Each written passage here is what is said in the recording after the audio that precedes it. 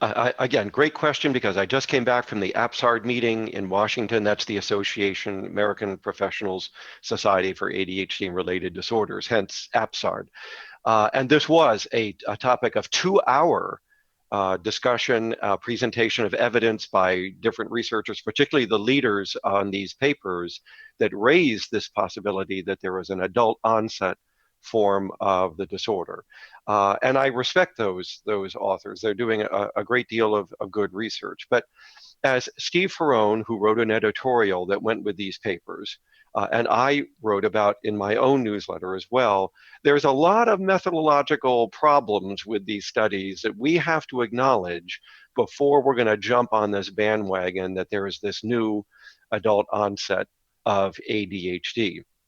Granted, these studies did find that there are people who didn't have ADHD as children, purportedly, never were diagnosed, or had elevated symptoms, but not enough to be a diagnosed case of it.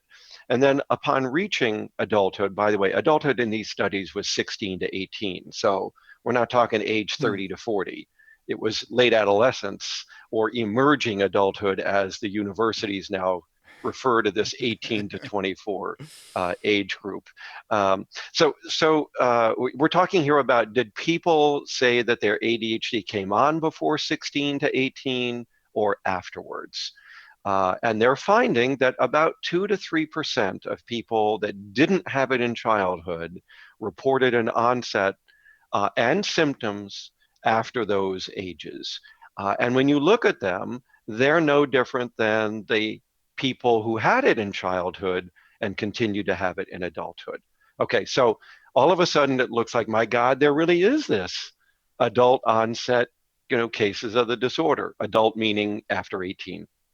Okay, that said, and it does look like there may be these cases, the real problem with these studies, and it's not a trivial problem, Eric, is that people's reports of the onset of any disorder is so unreliable and inaccurate that it can't serve as the basis for diagnosis. Talk about why And that is. I've been making this point for 20 years. Joe Biederman and I wrote a paper on this around ADHD, that there should be no age of onset because it has no validity. It doesn't matter. So I'll tell you what we found in my Milwaukee longitudinal study that really put the nail in the coffin in this discussion, because we had the data to prove it. But it's been found in every study of every disorder, Eric, not just ADHD. People are terrible at reporting in adulthood when earlier in their life, particularly when we're talking about childhood or adolescence, they may have started to develop a disorder. So here's what we found in Milwaukee. All of these kids came into my study between 5 and 9 years of age. And at that study entry point, back in the late 1970s, we documented when their disorder began. If for no other reason than it began the day you came to my office. Okay, let's just start there, all right? So we know it started between 5 and 9 years of age, often earlier, all right? Now we follow these people for 25 years, 20 to 25 years. And we start asking them after age 21, when did your disorder begin? We also, by the way, called their parents and interviewed them again 20 to 25 years later and asked them, when did that disorder begin? Oh, And interesting. the Okay. answers were all over the map. In my book on this, I plot the distribution. It's everywhere. And by the way, it has absolutely zero correlation with the truth, with what's in the records from 20 to 25 years ago. Not even close.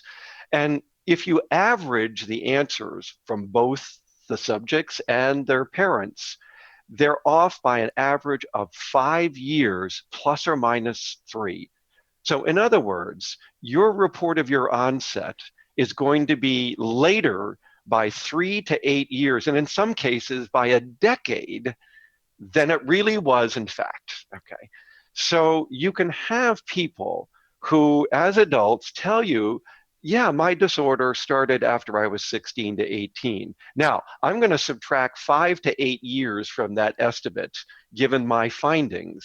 And that's when your disorder really started. You just don't remember that. Okay. And that's just the inaccuracy of human memory. It's not a computer archive or a library. Keep in mind, when humans are asked to recall things, they have to reconstruct the event each time, Right. which is why you get false memory syndrome and all other kinds of problems. So the point is this: all of these articles that are discussing this issue of onset have taken at face value that a self-report of age of onset is accurate. Hmm. But what if it isn't, which it clearly isn't? Then this whole discussion falls apart. We're never going to know if there's an adult onset of the disorder if all we do is rely on humans reporting their onset. There's So going to have to how be would some that other then, way. what would be a better design to study that? A better design would be like ours, where you take children who are diagnosed in childhood and those who aren't, and you follow them up over time, which one of these studies did, and you look at new onset cases, right, that are truly onset by clinician opinion, right? And then you interview those people about when did their disorder start. In other words, you have to track it very accurately over time. These studies, unfortunately, didn't see these people very often, like Hmm. every 5 years. So they're not very good at detecting about when this may have come on. So, that would be the way to do it. And then there should be sort of objective methods applied at each of these for whether or not the disorder really is present and not just rely on the person's own report of their symptoms. But there are ways around doing this, but none of these studies really did that. Um, that said, I just want to point out that while I don't put a lot of credence into this idea that there's a new version of ADHD out there that we need to pay attention to, I will acknowledge that there are other reasons why there has to be adult onset ADHD, and I'll tell you why. A third of adult cases, or a third of all ADHD cases, are acquired. And while two-thirds of that, 25% of the total, are acquired during pregnancy and delivery, across the lifespan, there are going to be adverse events happening to a person that can create ADHD. There's going to be repeated blows to the head from playing football, or falls from skateboarding, or from playing soccer, or from ingesting poisons, or from substance abuse, or from a closed head injury in a car accident. We know that 30 to 40% of people with closed head injuries may well develop an ADHD like syndrome, a frontal lobe syndrome. And then we have the people who are experiencing stroke, tumor, and other neurologically compromising events across the lifespan. So the longer you live, the more your brain has been subjected to an adverse environment.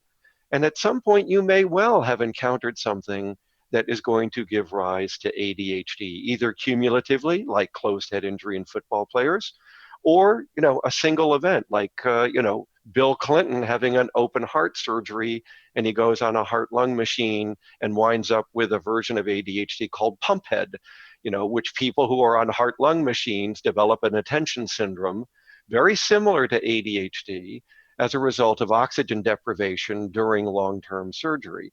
So the bottom line, there can be acquired cases. It probably is about 2 to 5, at most 10% of all ADHD can have an adult onset, and it's out there. And when you see it, look for an acquired etiology that might underlie the onset of the disorder. But this kind of de novo onset that these articles talk about, where out of nowhere and for no explicable reason, this occurs, I think we have to question the reliability of the onset itself. Does that make sense? I mean, that's a long-winded explanation. So.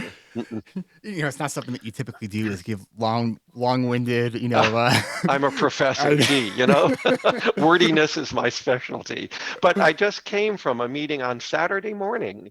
We spent 2 hours with the greatest scientists in the world, along with a number of experts like yourself in the audience, having a rousing discussion of these papers.